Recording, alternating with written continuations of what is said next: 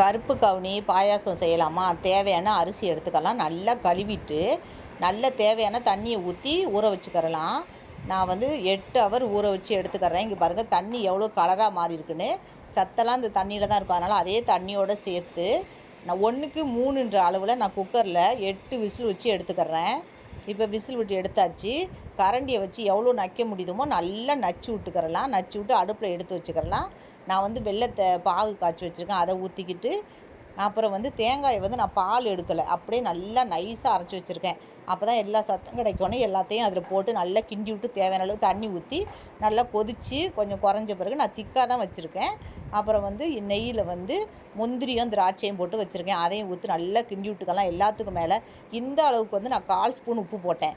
உப்பு போட்டு நல்லா கிண்டி விட்டுக்கலாம். அந்த உப்பு தான் இந்த பாயாசத்துக்கு டேஸ்ட் கொடுக்குறதே. அந்த மாதிரி அதனால் எந்த இனிப்பு செஞ்சாலும் நம்மளுக்கு அளவுக்கு ஏற்றாப்போல் ஒரு பிஞ்சு 2 பிஞ்சு உப்பு போட்டோன்னா அதுதான் அதுக்கு டேஸ்ட்டே கொடுக்கும் இனிப்புக்கு.